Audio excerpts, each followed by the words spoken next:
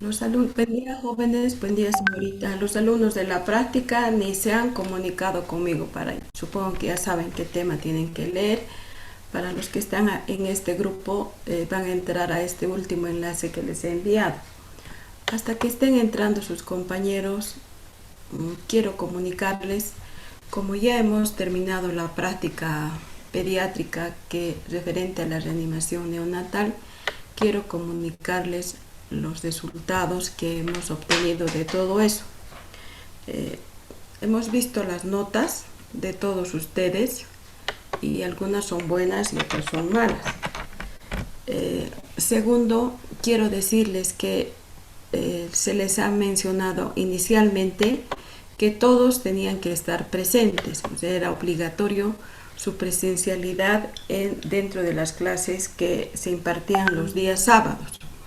Ahora se va a cruzar, ya se está cruzando información, primero porque el alumno que no ha estado en la clase presencial de 4 a 6 o de 4 a 5 y media, entonces no tiene derecho al post-test. De manera que se ha dado el post-test,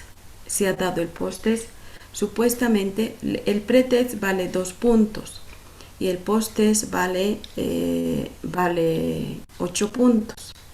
Entonces, los alumnos que no han estado en la clase presencial, que es de 4 a 6, entonces, y ha dado el post-test, entonces, algunas preguntas estaban en los videos, de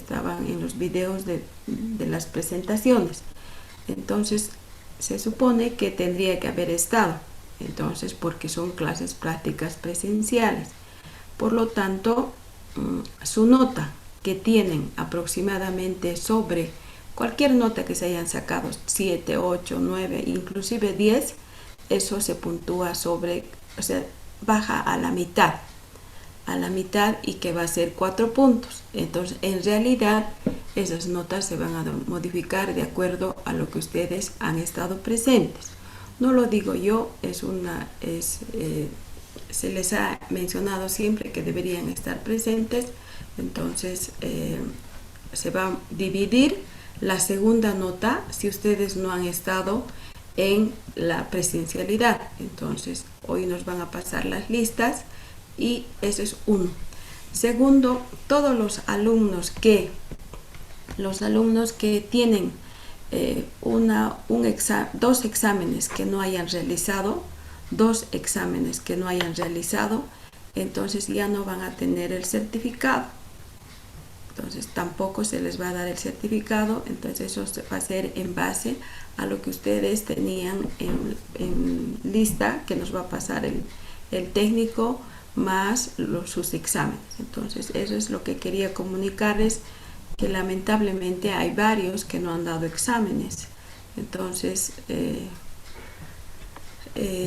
requería su presencia obligatoria en las clases del día sábado y se han dado lo que sí les va a hacer variar esa su nota, va a ser, ustedes no han estado pero han dado post-test, esa nota no vale el total que ustedes están viendo, vale solo la mitad porque ustedes no han estado presentes durante la charla.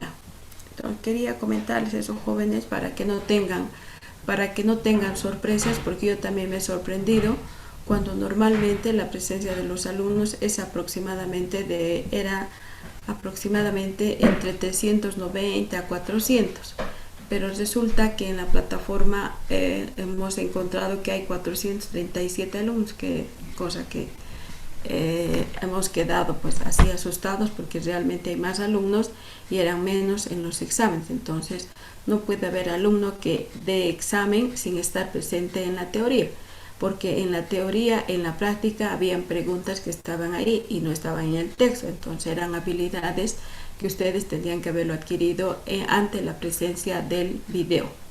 Entonces eso es lo que quiero comunicarles, y seguramente que como esta semana ya vamos a terminar, la próxima ya vamos a sacar las notas finales, pero no se sorprendan de sus notas que tienen, porque yo particularmente de mi lista de alumnos de práctica he bajado a unos 8 alumnos y a los 8 les he retirado para que no se les dé el certificado, porque así lo hemos mencionado entre todos los docentes. Entonces quería que sepan, por si acaso digan yo tengo 10 en mi consolidado pero no está 10, entonces si no han dado el post-test, entonces su nota solamente vale el 50%.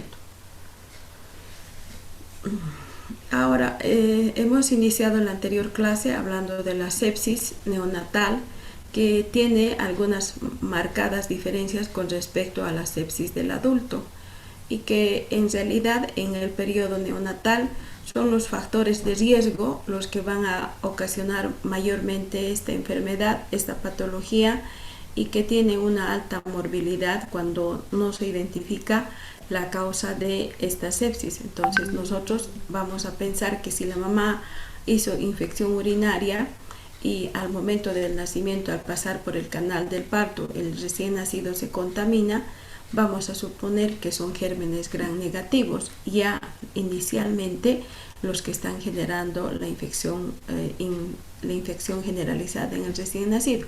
Por lo tanto, nuestro tratamiento tiene que ir enmarcado a erradicar el agente etiológico. Entonces será importante conocer muy a detalle todos los factores de riesgo que se les he mencionado, y de acuerdo a eso uno va a tener una calidad de parto que hemos mencionado, que la sola presencia de un factor de riesgo nos hace pensar que la mamá va a tener un trabajo de parto con alto riesgo perinatal, y que hay muchos factores y hay muchos agentes etiológicos.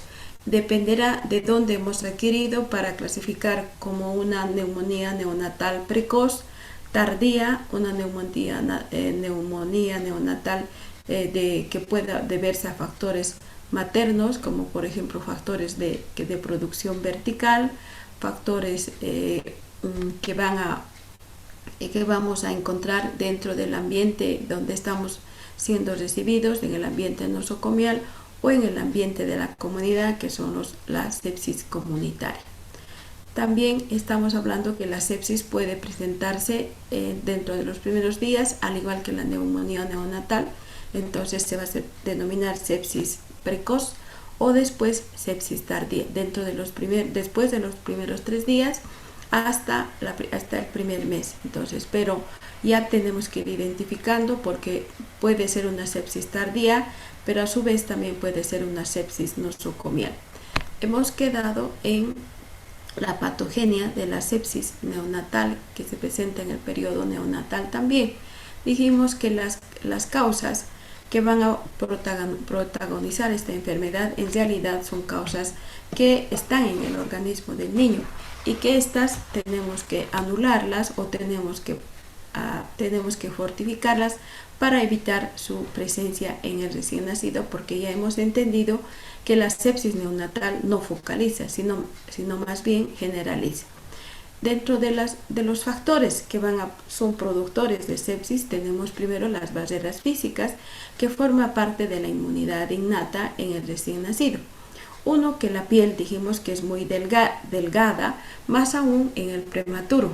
La piel, que es sumamente delgada en el prematuro, es muy permeable a todo lo que pueda tocar, a todo lo que le pueda llegar en ese niño. Entonces, pero también la piel del recién nacido es permeable, de ahí que nosotros cuando tocamos al recién nacido tenemos que lavarnos las manos, tenemos que tener mucho cuidado al entrar en contacto con el recién nacido. Como segundo punto, tenemos que algo que forma parte de la inmunidad innata, pero que es dentro de las barreras físicas, tenemos las mucosas. Las mucosas en los recién nacidos, tanto pretérmino como a término, tienen una menor acidez. ¿Por qué? Porque la acidez la va a dar la presencia de nuestra alimentación, y como el niño acaba de nacer, entonces no tiene una alimentación adecuada al momento del nacimiento, no tiene una alimentación adecuada, y al no tener una alimentación adecuada, ¿qué va a suceder? Que no va a generar lactobacilos, y los lactobacilos también potencian la acidez. y como no hay alimento que llegue al organismo del niño, entonces o es escasamente, también el peristaltismo es deficiente o es mínimo.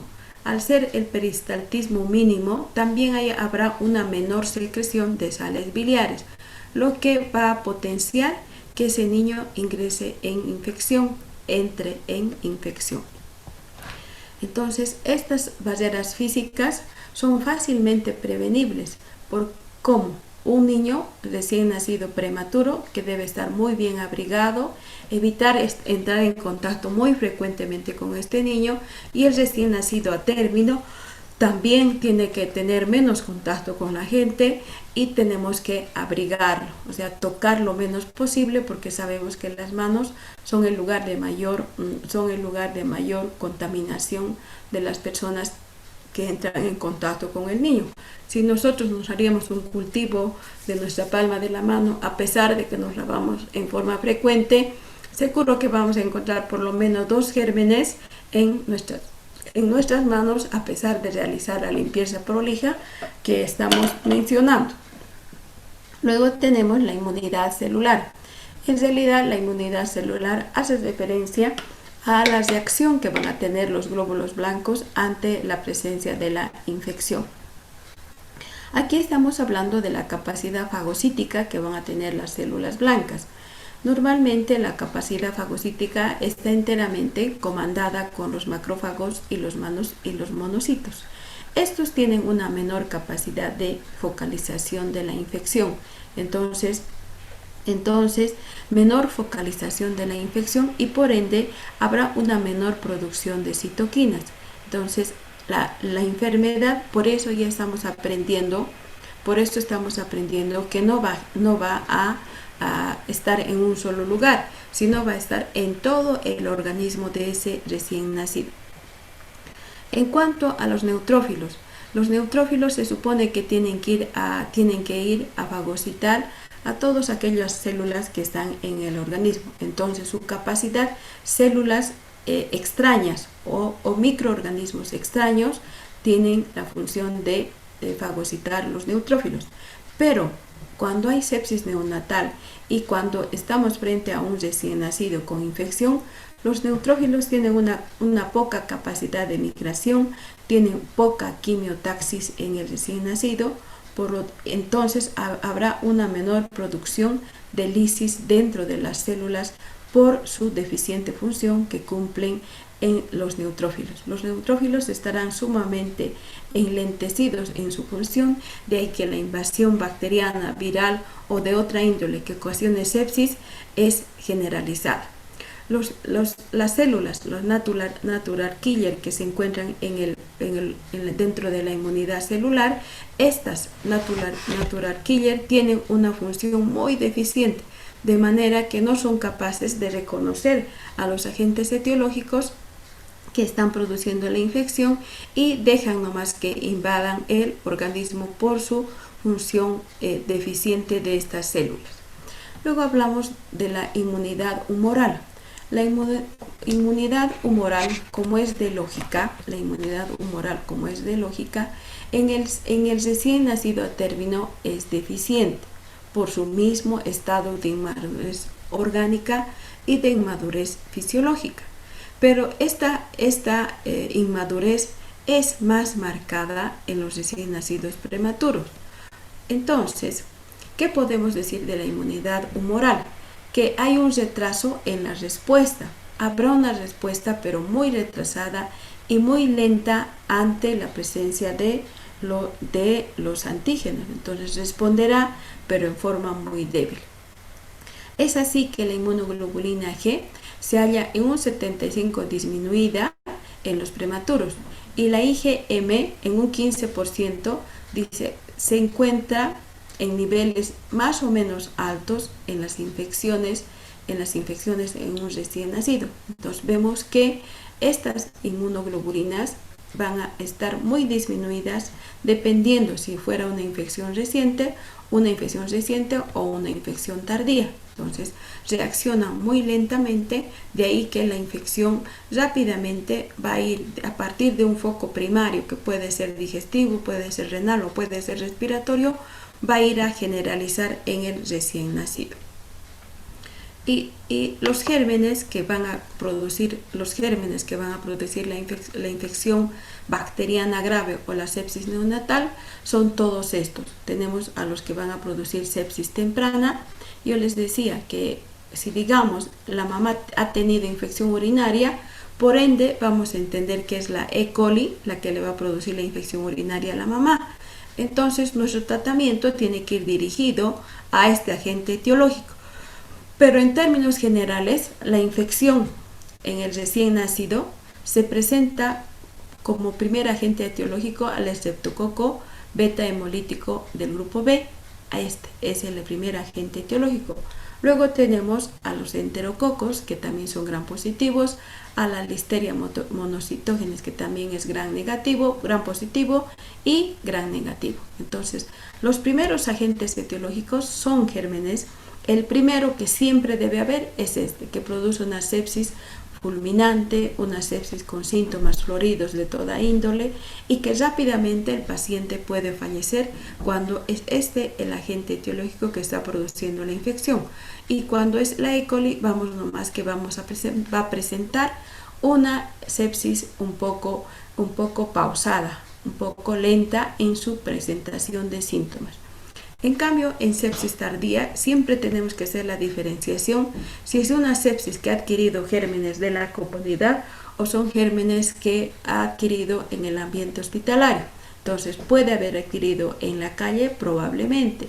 Puede haber adquirido en la casa, probablemente. Estos no se pueden adquirir en la casa, sino son gérmenes que van a ocasionar infección intrahospitalaria. Por lo tanto, ante la presencia de estos agentes etiológicos, vamos a pensar que estamos frente a una sepsis nosocomial. Entonces, y para eso, no podemos presumir por la signosintomatología, porque la sepsis temprana es fulminante, con deterioro casi inmediato del estado general y de todos los sistemas y los órganos. En cambio, la sepsis tardía viene en forma solapada, viene en forma pausada, pero también vamos a entender que la sepsis temprana dependerá del agente etiológico para la presentación de síntomas y signos.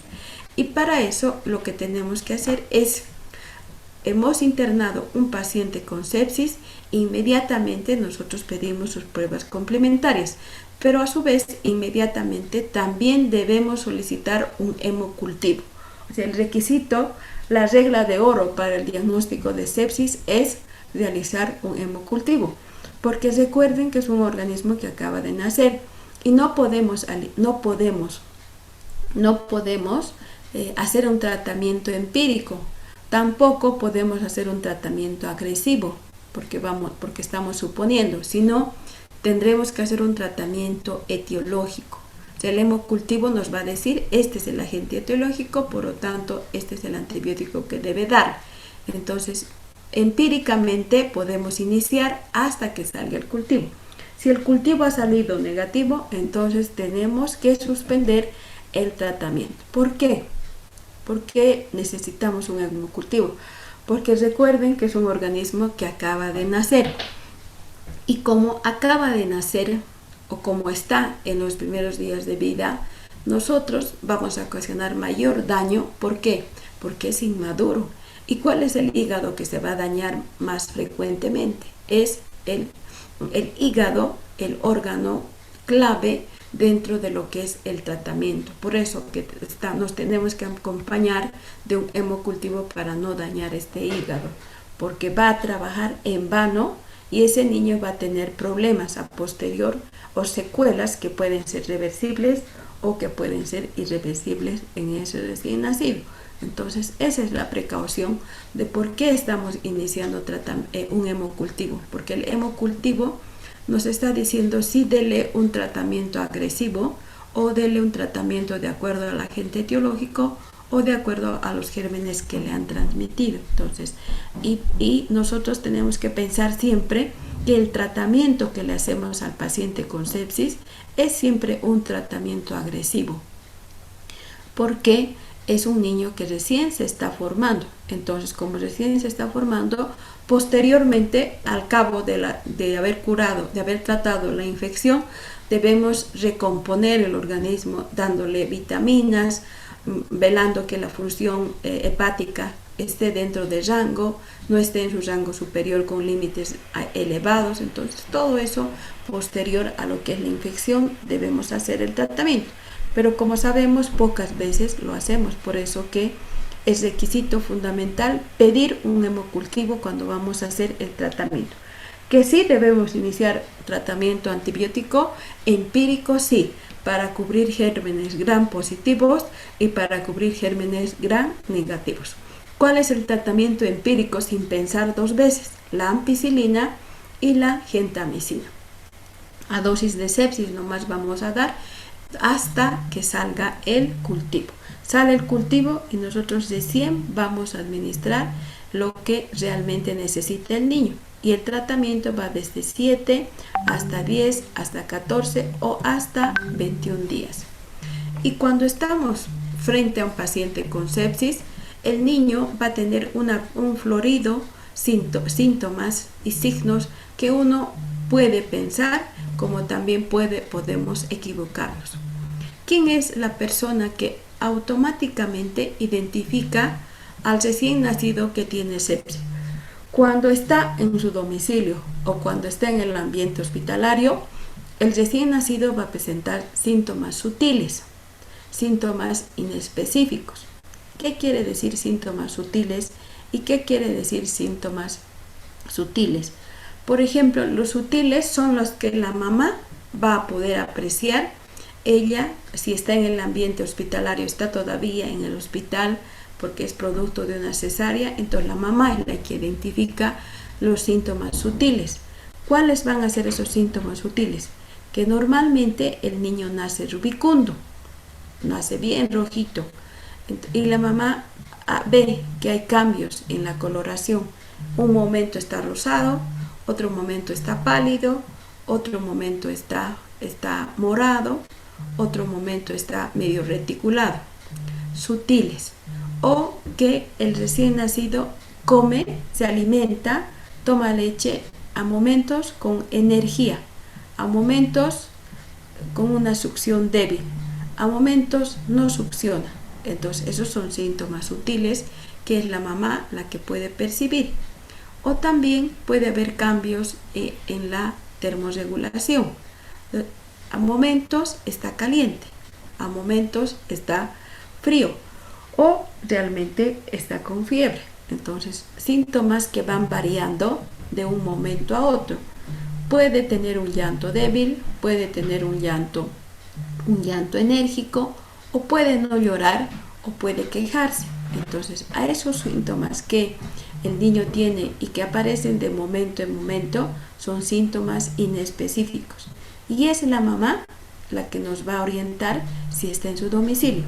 Y es el personal de salud el que también nos puede orientar a la presencia de los síntomas sutiles. ¿Por qué?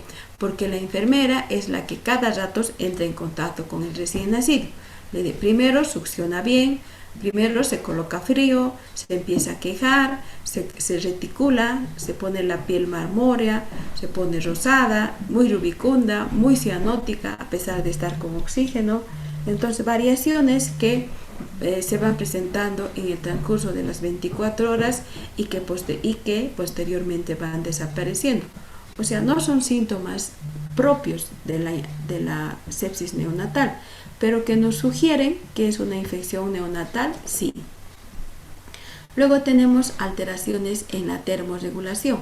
Dijimos que el recién nacido normalmente debe tener tendencia a la hipotermia, pero puede, dependiendo del agente etiológico, tener tendencia a la fiebre, a la febrícula, fiebre e hipertermia. Entonces, peor todavía si el niño tiene tendencia a la hipertermia, porque seguro que vamos a pensar que va a ser un agente etiológico que está ocasionando gravedad en el organismo del niño. Las alteraciones respiratorias. irán desde una apnea o más bien irán desde una pausa respiratoria. El niño deja de respirar unos segunditos, pero puede ir aumentando hasta llegar a unas apneas, puede llegar a las apneas. Ya saben que las apneas ustedes deben corroborarla con la presencia de la disminución de la frecuencia cardíaca. Entonces, apnea más disminución, cese de la respiración más disminución de la frecuencia cardíaca se denomina apnea. Entonces, todo eso son signos que nos van a orientar que el niño tiene algún problema y que los síntomas son síntomas que afectan todo el organismo del recién nacido. Luego va aumentando el cuadro de sepsis y el niño empezará a tener un Silberman. Silberman que dependiendo de la gravedad puede ser leve, puede ser moderado o puede ser grave. Pero recuerden que en términos generales, cuando el niño tiene signos de dificultad respiratoria, ¿en qué casos vamos a indicar oxígeno? Cuando tenga cianosis y cuando tenga un Silberman. Cuando tenga un Silberman de cuánto. A ver, ¿quién de ustedes me puede decir cuánto de Silberman a partir de cuánto de Silberman vamos a indicar oxígeno? ¿A partir de cuánto? ¿De cuántos puntos vamos a indicar oxígeno? ¿Quién me dice? ¿Quién me puede decir? ¿A partir de cuántos puntos administramos oxígeno? Ya les he dicho a los alumnos de práctica. Seguramente su primer examen va a ser de unas 200 preguntas más o menos, jóvenes. ¿A partir de cuánto de Silberman damos oxígeno, jóvenes? Jóvenes. ¿A partir de cuánto damos oxígeno? Cuando tenemos en todas las patologías estamos hablando que debemos dar oxígeno. Entonces les voy a dejar la duda, no me contestan, yo les voy a preguntar en el examen. Podrían haberme dicho ya. Entonces, el niño va a tener alteraciones respiratorias que van a llegar hasta un Silberman grave y que tenemos que administrar oxígeno ante la sola presencia de la cianosis. Luego tenemos alteraciones abdominales. Primero, que el niño probablemente no se va a alimentar. O sea, no tiene hambre, no se alimenta a las 3 ni a las 4 horas, se sigue durmiendo. Luego puede tener una succión débil, puede tener estado nauseoso, puede tener vómitos, primero lácteos, de repente luego biliosos, luego mucopurulentos, empezar a tener o luego puede tener vómitos hemorrágicos. A su vez se acompaña de distensión abdominal, se acompaña de aumento del peristaltismo que puede terminar en diarrea. La distensión abdominal puede ir acompañada de ausencia de ruidos hidroaéreos, puede ir acompañada de disminución del peristaltismo, puede ir acompañado de la distensión abdominal de una equimosis periumbilical,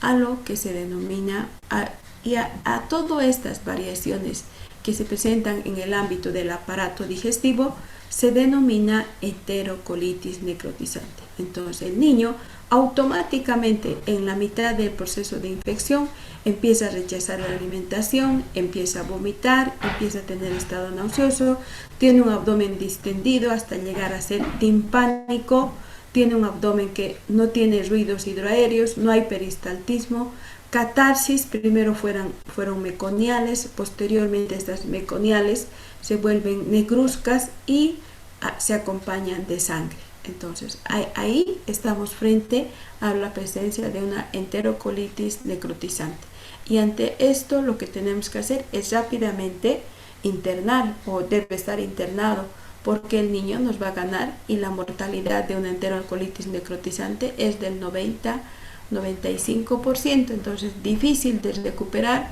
cuando el niño ya empieza a hacer deposiciones con sangre. Entonces en 2 días el niño va a fallecer. Luego tenemos las alteraciones cardiovasculares y que son debidas frecuentemente cuando el niño tiene antecedentes de haber tenido pérdida sanguínea. pero con antecedentes de factores de riesgo perinatal previos, como por ejemplo hemorragias vaginales de cualquier tipo que pueda haber presentado la madre, y que los signos de anemia en el recién nacido, los signos de falta de volemia en el lado fetal, van a originar signos de insuficiencia cardíaca. Los signos de insuficiencia cardíaca que se van a presentar en el recién nacido y que probablemente cuando nosotros estamos examinando al momento del nacimiento está en una fase de compensación, quiere decir tiene taquicardia, y esa taquicardia estamos malentendiendo pensando que pueda ser por el cambio de la vida intrauterina a la vida extrauterina y que eso genera un estrés, y no más bien es a eso, sino que el niño ya tiene problemas de volemia desde el ambiente intrauterino y que se están iniciando al momento del nacimiento, o que probablemente tiene algunas malformaciones cuando nosotros, por ejemplo, no hemos hecho llorar dentro del primer minuto de vida y este recién nacido va a tener persistencia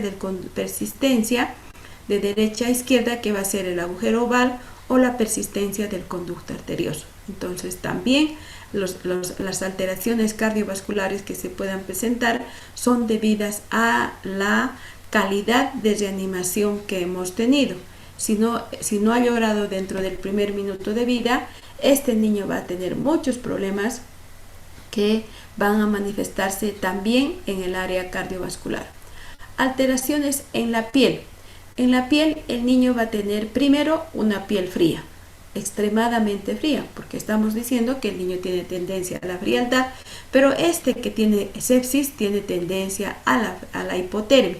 Entonces su temperatura estará entre 36,5 a 36, tendencia a la hipotermia. Tendrá una piel fría, tendrá una piel pálida, tendrá una piel reticulada, probablemente también tiene una piel deshidratada,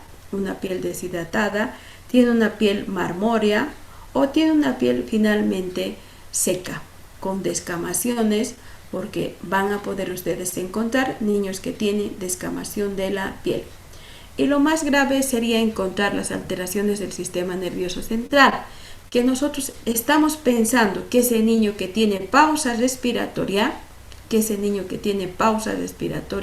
sea nomás una pausa de origen respiratorio. O sea, estamos pensando que es de origen respiratorio, pero que lamentablemente no había sido una pausa de origen respiratorio, sino había sido una pausa que está generando convulsión. Entonces las convulsiones en el periodo neonatal son atípicas, no son las convulsiones tónico-clónicas que generalizan, sino son convulsiones inespecíficas y indetectables, como las pausas respiratorias, como los temblores de los segmentos del cuerpo en forma reiterada, que los movimientos de flexión, de extensión que tiene el niño en forma reiterada, o que los cambios de color de pronto está rosado y luego se torna cianótico, entonces pensaremos que son convulsiones. Y cuando el proceso de infección ya ha avanzado, recién vamos a poder apreciar convulsiones tónicas o convulsiones clónicas o convulsiones tónico-clónicas generalizadas o convulsiones focalizadas. Entonces recién cuando ya hayamos perdido mucho tiempo, entonces dependerá de cómo uno lo va revisando al niño para saber qué tipo de signo o sintomatología va a tener. Entonces a las que hay que temerle son las infecciones del sistema nervioso central. ¿Por qué? Porque no son típicas. Cuando ya ha avanzado el cuadro, recién uno identifica que había sido una convulsión. Por ejemplo, yo tengo un niño de 6 años, niño de mucho dinero, niño súper cuidado, pero tiene trastornos del lenguaje. Yo le digo a la señora, le haremos a ver un electroencefalograma porque no puede hablar. Y este niño había convulsiona. ¿Y en qué momento ha convulsionado? Le digo, es porque el niño llora en forma aguda. ¿Y qué es lo anormal que tiene este niño? Le digo, lo que llora, empieza a llorar en forma aguda y se queda quietito cuando está llorando. Entonces ya con la neuróloga hemos entendido qué es el llanto del niño, porque se le ha puesto cómo identificar, tiene que estar monitorizado. Entonces lo monitorizaremos porque este niño tiene convulsiones y desde cuándo estará convulsionando. Entonces le ha monitorizado ese llanto agudo que se sienta y llora así como si fuera una niña, como así, un llanto medio reprimido, había sido una convulsión. Entonces ustedes tienen que entender que todo lo que repite en el recién nacido, en el paciente neonatal, puede ser atribuirlo a una convulsión. Y para nosotros saber si es una convulsión, entonces tenemos que colocarle un monitor para que esté sensando su oxígeno, su frecuencia cardíaca, su frecuencia respiratoria. Entonces empieza a bajar la frecuencia cardíaca, empieza a desaturar cuando estamos monitorizando y vemos que el niño hace un movimiento anormal, emite un ruido y que fácilmente el monitor va a captar que eso había sido una convulsión. Entonces vemos nomás que si leemos vamos a poder identificar.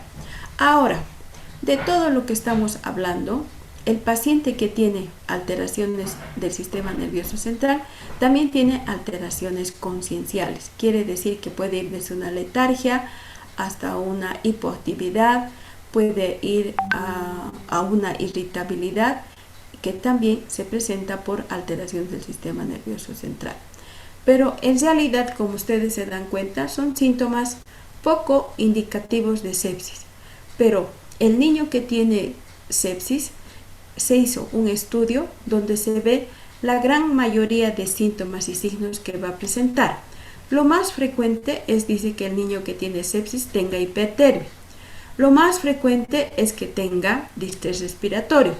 Lo más frecuente es que tenga ictericia. ¿Y por qué ictericia? Porque el hígado es el órgano que va a controlar el proceso infeccioso, que va a metabolizar. Por lo tanto, este hígado no puede y empieza a hacer ictericia precoz, porque está grande este hígado y a su vez tiene también alteraciones del estado consciencial que pueden ser atribuibles a convulsiones. No quiere alimentarse, tiene un vómito, tiene cianosis y tiene apnea. Entonces, todos estos síntomas son sugerentes de infección neonatal o de sepsis neonatal. Pero cuando el paciente está crítico, el niño va a tener una tríada sintomática que va a ser dificultad respiratoria, que va a ser hipotensión y acidosis metabólica. Estaremos frente a un recién nacido que va a entrar en estado de shock cuando hemos dejado avanzar la enfermedad.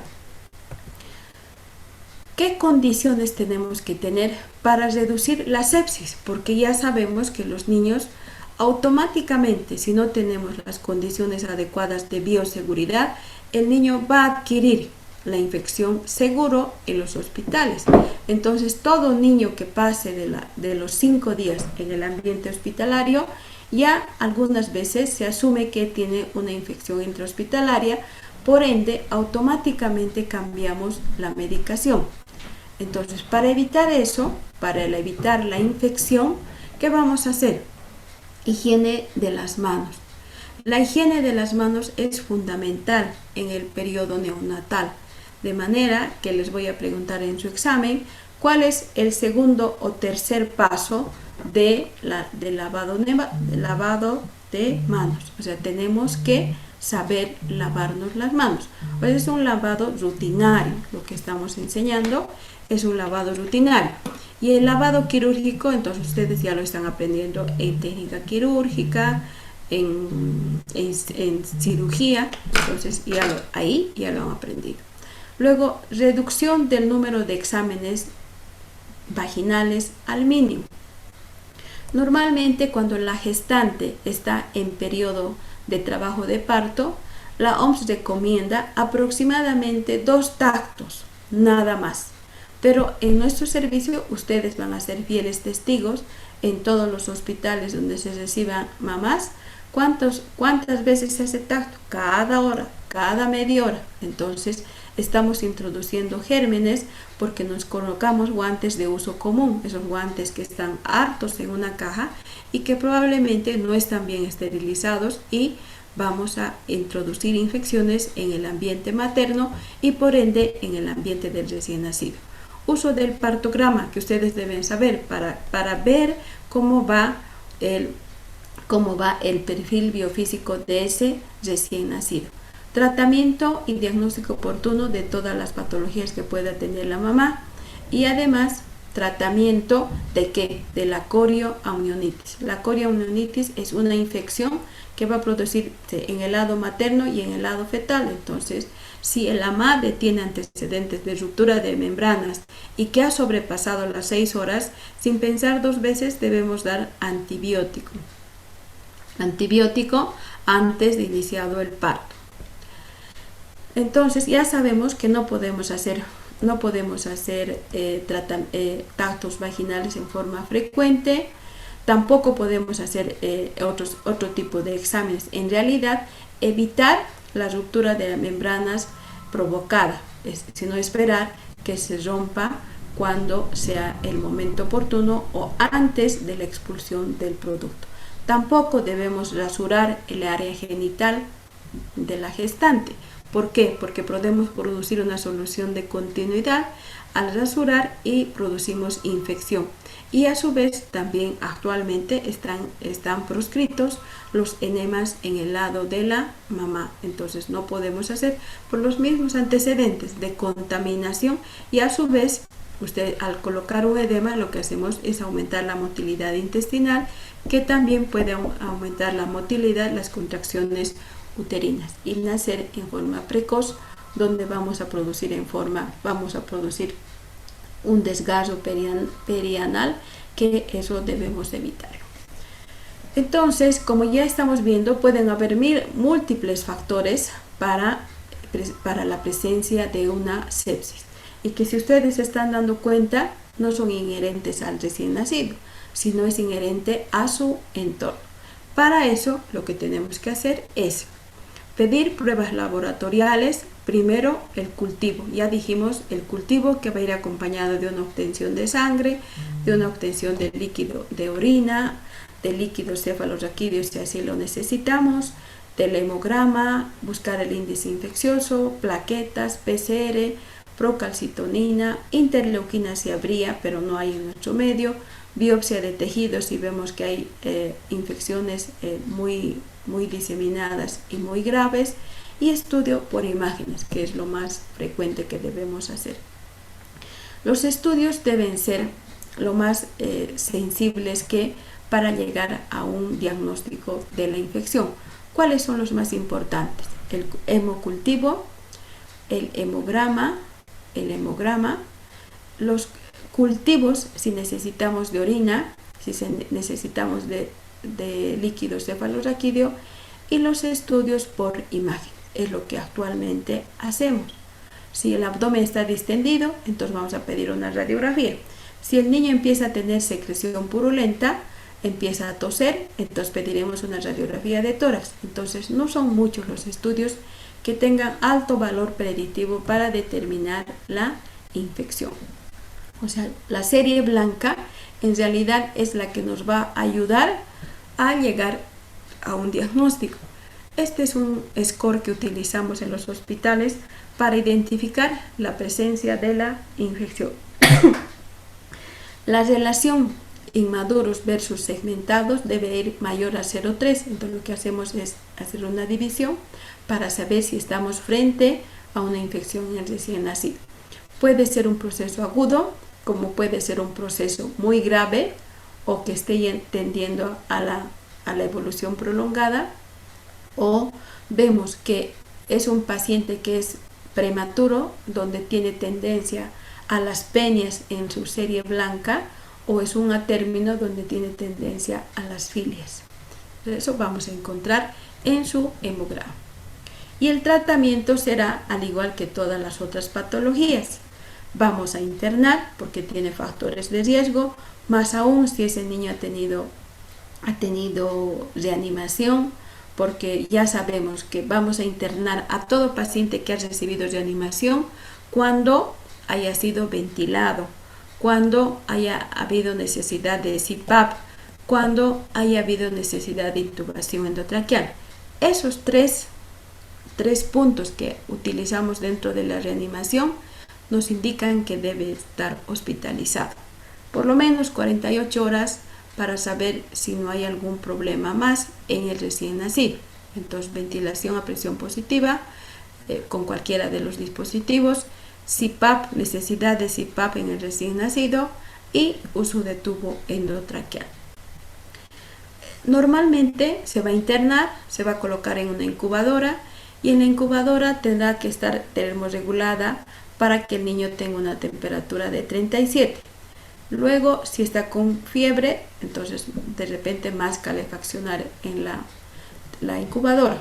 Luego tenemos que darle líquidos a requerimiento basal por día de vida, ya tienen ustedes la fórmula, colocar sodio, potasio y calcio, el potasio siempre cuando haya tenido diuresis.